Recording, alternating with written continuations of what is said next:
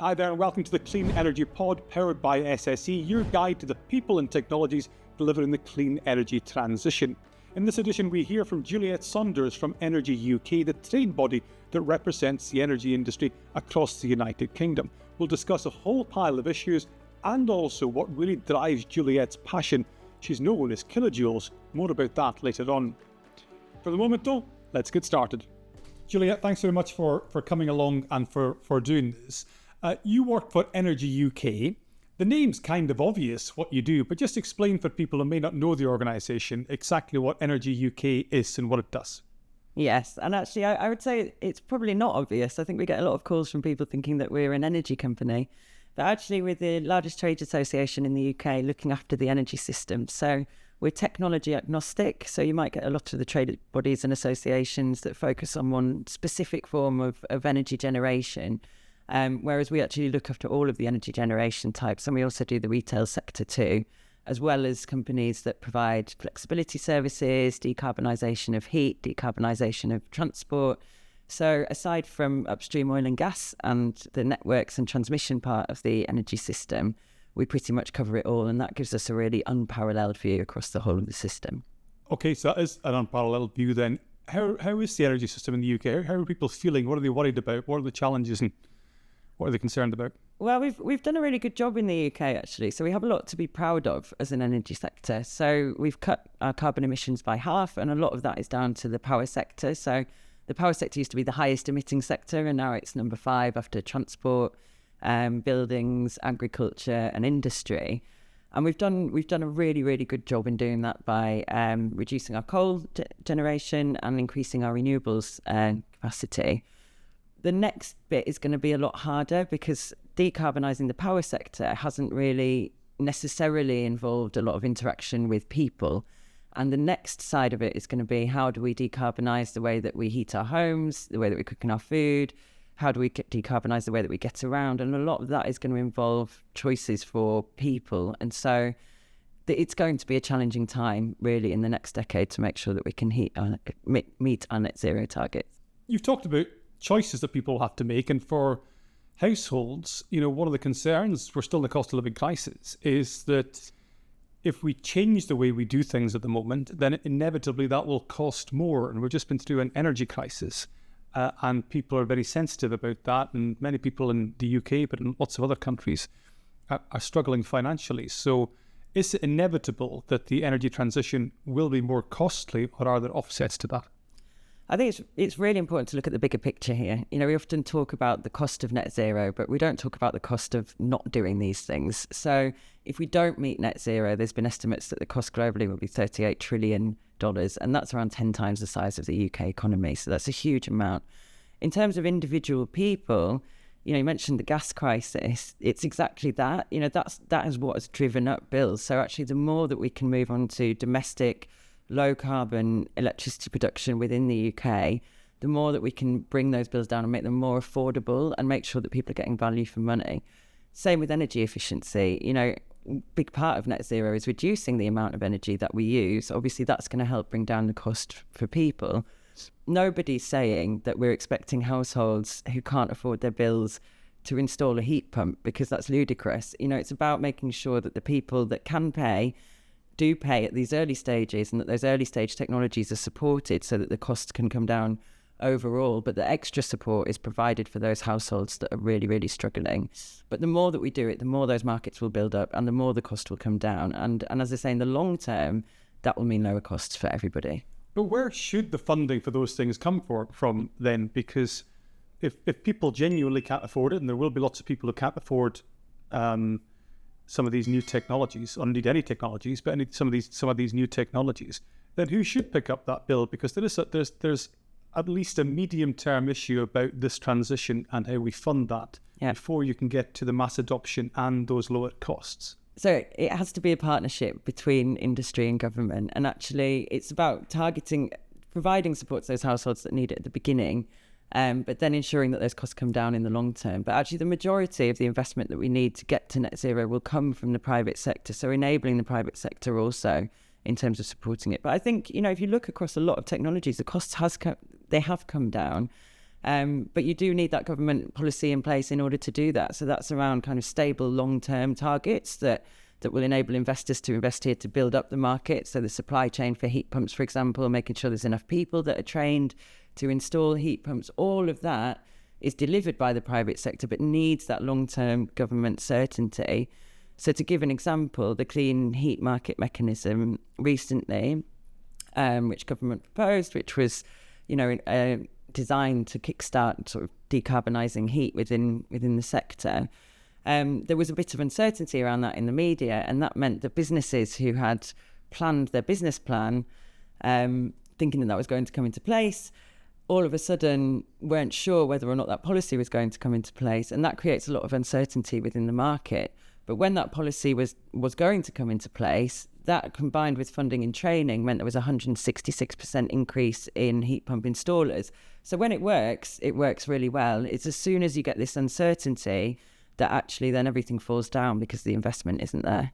How frustrated are you at some of the public debate about things like heat pumps or things like EVs, which seem to have become pretty contentious recently? Do you think that that's overshadowing some of the good work that's being done elsewhere, some of the work that needs to happen elsewhere? Frustrated wouldn't be the right word, because I think we as an industry have a job in explaining it in the way that people can understand. The Prime Minister's speech last year, for example, that there was an overwhelming sort of rhetoric that net zero is going to cost hardworking families and be imposed on hardworking families. But actually, if you look into the detail of that, one of the things that they didn't announce, which they were supposed to in that speech, was around minimum energy efficiency standards for landlords. That's something that inevitably will help hardworking families, making sure that landlords have to improve the energy efficiency of those homes that are living in fuel poverty. So I think industry has a job to make sure that those benefits, the ones that I've been talking about, are really understood by the public. But certainly we need industry and government shouting from the same hymn sheet on that. And it's fair to say, I think there has been a rise in not anti-net zero, but net zero has become more politicised, certainly. And I think we'll see more of that in the run-up to the general election, for sure. And how do you stop that happening, or how do you recover from that post the election? Let me interrupt you very, very briefly. It's important with these podcasts that we hear from you as well. We're all learning in this clean energy transition. So please, if you can, click like, subscribe, and of course, leave your comments below. I think with facts, and I think trying to make sure that people understand really what the benefits for them and really how it's going to affect them, and understand that they have a choice. Something for one person might not be the right thing for somebody else. And as long as people don't feel like it's being imposed on them and understand the overall benefits, then I think largely people are supportive, actually. It's around getting past that rhetoric and the signalling and making sure that they actually understand what it is that we're talking about. And net zero is such, as I just said, the words themselves are quite politicised. It's quite a large, concept that maybe people don't understand exactly what it is and what it means. But overall, the benefits, not just in terms of energy bills and our energy security, but those second-hand benefits. So, for example, if you make a school more energy efficient and their energy bills go down, they're going to have more money to spend on other things. Same with hospitals, school attainment will go up. So overall, the benefit is there, not just for the planet, for the economy, for our energy security as well. So we did a piece of work last year at Energy UK where we showed that actually the quicker that we move to net zero, so the faster that transition is compared to the current trajectory that we have, the more will come from the private sector. And that obviously frees up the public purse, essentially. And that's £165 billion more, depending on how fast we move. So there's many, many reasons why we should be doing this, outside of the existential climate change risk, which should be enough of a reason anyway, really. But actually, I think quite a lot of the time we almost underestimate just still how much consensus there is in the UK. Because if you look at the two main parties, you have the current UK government talking about, in power, for instance, decarbonise by 2035. The Labour Party talking about decarbonise by 2030. We know what needs to happen kind of to get there. And the difference is over the timing of that. So that consensus we've had in the UK for a long period of time, there probably will be some political noise, but actually fundamentally the big drivers are people are pretty much agreed on. Hopefully that will stay. I mean, I agree with you. That's where we're at now, and we're not where America is in terms of are we debating whether or not climate change exists. But we are seeing, as I said, net zero becoming more and more politicised. So I do hope that we maintain that. I think it will be very difficult for the next government because a lot of the decisions that we need to make now, and they have to happen now because everything that's happening in this decade will dictate, the next decade and ultimately whether or not we meet that target of 2050, the legally binding target that we have. But a lot of the decisions that they make now, we may not see the benefits in that political cycle. So it is going to require political will from whichever party is in government. In terms of affordability, that's clearly going to be an issue. And you talked about the need for policy certainty. When you're knocking on the door, Downing Street, whoever's quick answer, I don't know. What other big policy asks are you asking them for from an industry perspective? The main overriding thing is the signal. And this is what I was saying before. It's around what are we saying to investors globally, because capital has a choice of location. And we've done really well in the UK. We can't rest on our laurels. There is increasing global competition. You have the Inflation Reduction Act in the States. You've got Repower EU in the EU. And so actually we need to make sure that the UK remains the best place to invest. And that can be done by non-financial levers. It can be done by unblocking the planning system. At the minute, it takes 8 years to plan a wind farm, only a couple of years to build it. I think we had one member who said that they had to submit 13 times of Shakespeare's works in terms of planning documents to get a wind farm through, and also making sure that those institutions are well resourced enough. If we're going to have a lot more planning applications coming through, so if we just take offshore wind, for example, we need to build 3.5 times the amount of offshore wind that we have now in the next 6 years, really, to meet our 2030 target. If the planning system isn't well enough resourced to deal with all those planning applications, and there's going to be huge delays to that. So there's something around the signal and making sure that the investment case is right in the UK, and that's around the certainty that's coming out from government. Then there's planning as well, and then grid reinforcements is a huge one, so making sure that the grid is modernised, that the queue connection comes down, the grid connection queue comes down as well. So there's many levers that the government can pull in terms of that side of things. On the domestic side of things, as I said, energy efficiency is a huge part of this. So having really strong ambitions in energy efficiency, supporting customers that need help in paying their bills. More immediately in the auction rounds that we're seeing in offshore wind. So last year, the way that offshore wind works, every year there's an auction, and that's how the capacity is allocated between different companies, and it's a competitive auction, and that's enabled the price to come down over many, many years, and that's enabled us to really lead the world in terms of our rollout. Last year we saw an auction that had no bids in from offshore wind companies, and that's because the parameters weren't right in terms of the budget and the strike price, and because they didn't reflect the increases in prices that we're seeing. All projects, not just offshore wind projects, construction projects all over the world, projects are seeing a rise in their supply chains.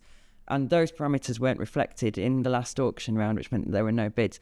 That puts us in a really difficult place in terms of meeting our targets, because it means that we have around 16 gigawatts that we need to get in the next auction to meet the target, which may not happen. So I think there are definitely things that the next government can do that don't even require a lot of financial input. There are some things that may require a bit of financial support.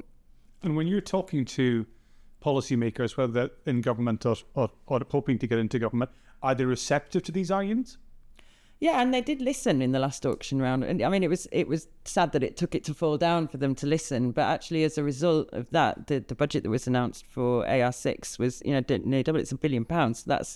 That's huge. So they do listen, but it's important that we don't lose that, especially in the run up to a general election. And as I said before, I think it's going to become increasingly hard to get some of these things through. When we're talking about changes, it's not just to people's homes. We talk about infrastructure rollout. That's, it is going to mean more pylons. It is going to mean more cables. It has to happen to keep the lights on. It has to happen if we're going to move to a net zero system. But that will mean a bit of disruption to people. So it's going to, as a political party, it will be difficult. And from your perspective, so looking at your background, you did engineering. Is that correct? Yeah. So was energy always going to be what you're into, or how did you get to where you are? Good question. I don't know. Yeah, I mean, I studied engineering. I did general for 2 years, which is quite good because it gave you an overview. So it's kind of structures, mechanics, programming, the whole lot. And then I specialised in manufacturing. But by the end of it, I knew I wanted to work in the energy sector. I started off in nuclear, low carbon, and then spent most of my career really in offshore wind. But I knew I wanted to work in a job where I feel like I was making a difference. And I really actually do feel that. And it's, the job that I'm in now, as I said previously, I've worked for offshore wind developers where, you've been kind of building these huge multi-billion-pound projects, and that's great.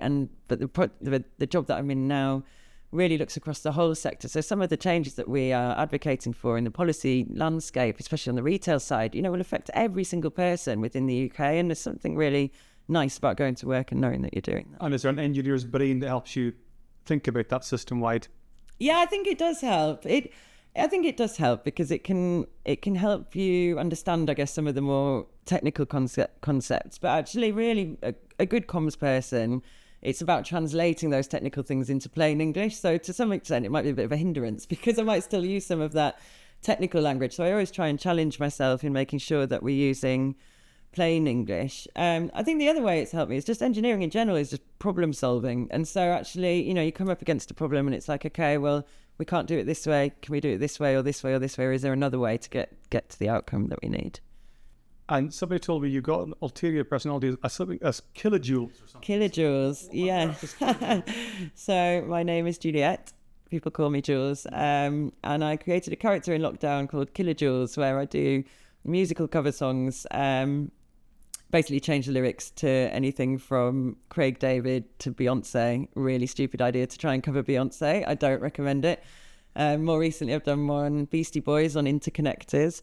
So that's how it started out as just a bit of a YouTube thing. And then it kind of grew to now I sell wind turbine earrings, which I've worn today. Dress up as a wind turbine and go to festivals. And that is about engaging with the public. And actually, I go around, I talk to my friends about it all the time. I love energy. And I talk to my... Why do I love it? Yeah. Or why do I talk to my friends?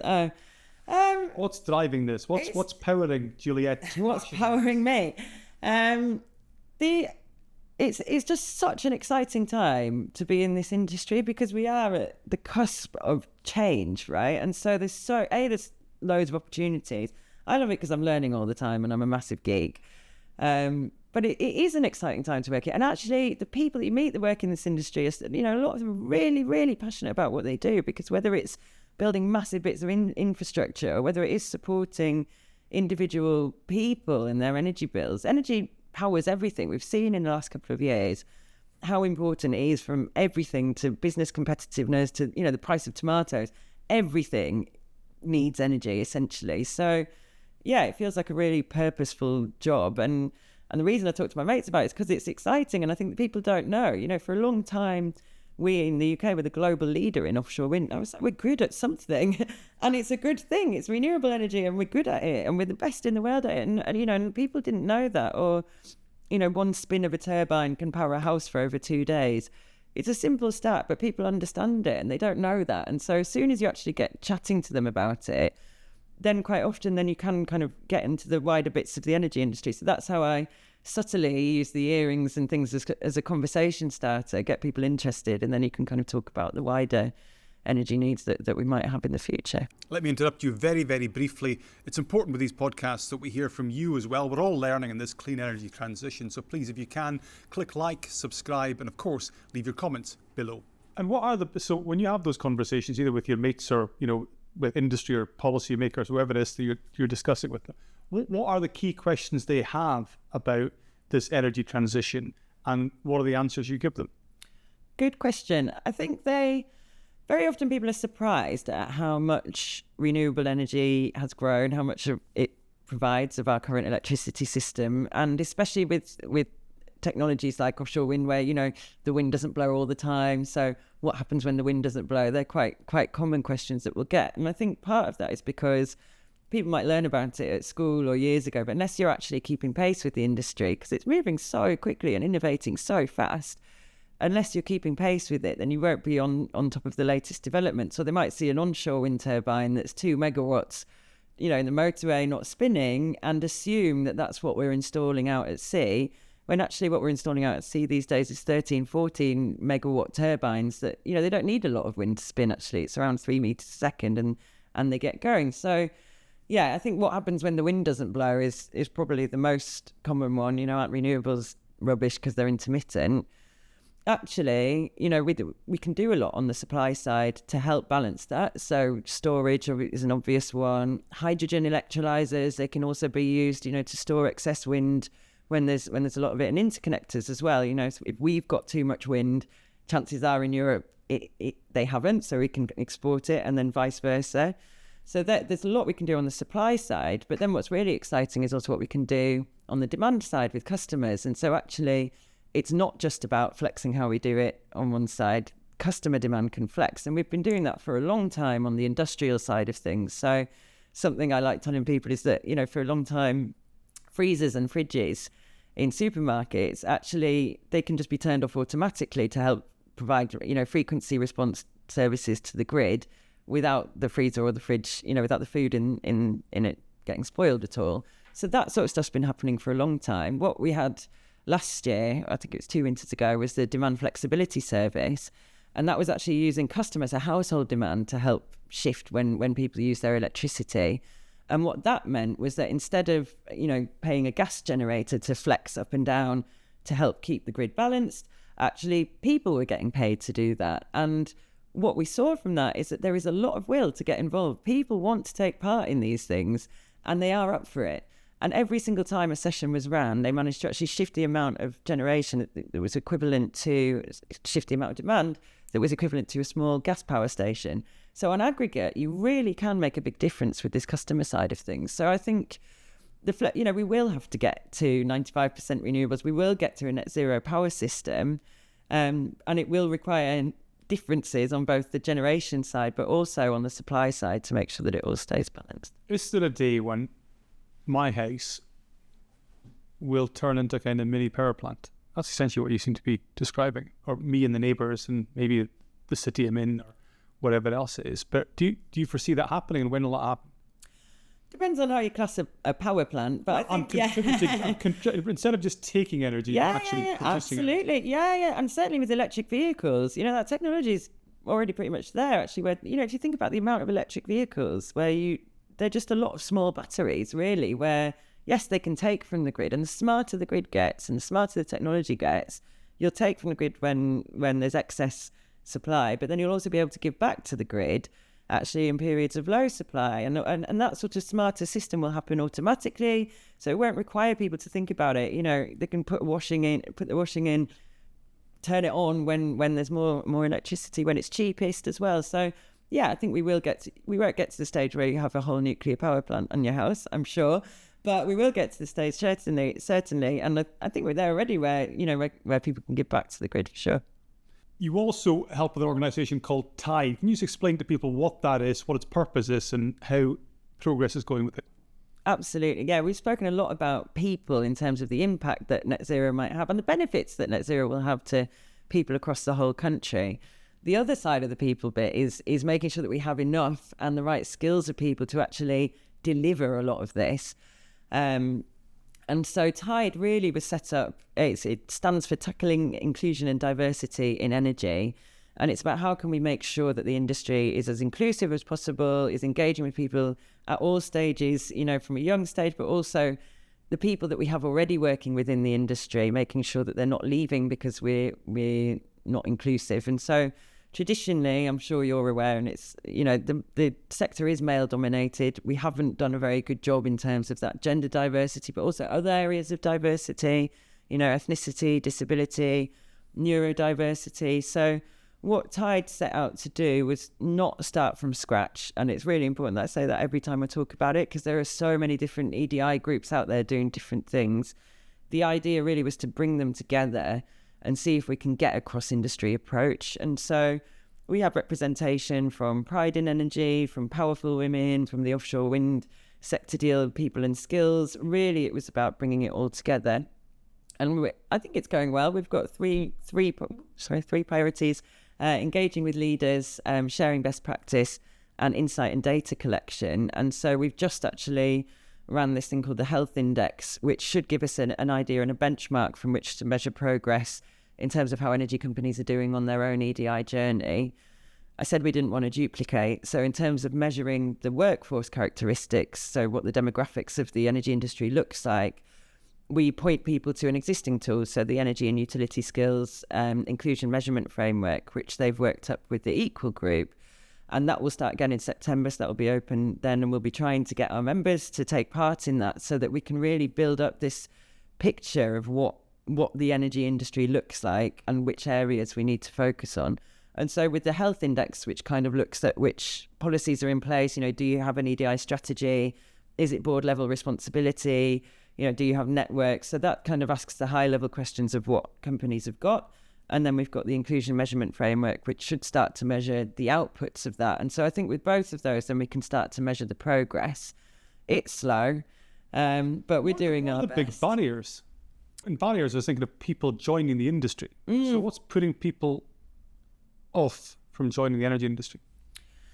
I mean, from a gender perspective, for example, if you look at something, I'll talk about something I know about, but if you look at offshore wind, there aren't toilets on most turbines, so that actually the physical environment can sometimes put people off.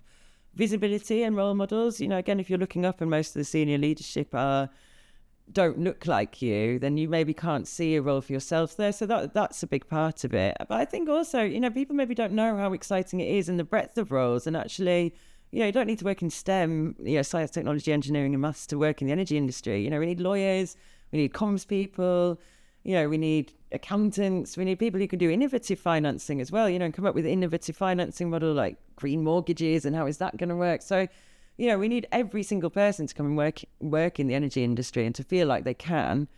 So it's important that we create an inclusive environment really and make sure that we keep them here once we've got them here. And then there's a huge part around sort of retraining and reskilling. So there are a lot of industries, oil and gas is obviously declining. How can we make sure that actually they still have a role within the future energy system? Okay. Killah Jules, what are you most excited about then over the next 5 or 10 years? I think just seeing the change. I think I'm excited to get the election out of the way because I don't want things to stall right now. And I think the new government, whatever colour it is, should hopefully see this as a huge priority. And I think we need to accelerate. I think you were right before. Broadly speaking, the long-term targets are there. Broadly speaking, everybody knows that this is something that we've got to do, but we have to move faster. And so seeing that become more and more of a priority, I think that's exciting. Obviously, I'm sat here in the SSE offices, so I should also say seeing Dogger Bank open, that's a very, very exciting moment. So Dogger Bank, the largest offshore wind farm in the world. Yeah. Not my favourite because we're not allowed to have favourites, but a really exciting project. So I think, seeing the innovation that the industry comes out with, if you look at, floating offshore wind, I just think is such an incredible technology. The fact that you can get these massive bits of kit to float in the sea is pretty incredible. And that opens up a huge market in terms of, countries that have deeper coastlines and things like that. So I think we'll see a lot more innovation for sure. So, yeah, I'm looking forward to a lot more people asking me about my role and why it's important. Juliette, thank you very much. Brilliant. Thank you. Thank you. Thanks very much for joining us. We hope that was valuable for you. What was the one thing that will stick in your head from this conversation? Let us know in the comments below. And as I've said multiple times in this, we're all learning this clean energy transition. So if you've learned something new in this podcast, please share it with your friends or colleagues and certainly give us a like or a subscribe. Look forward to seeing you again soon.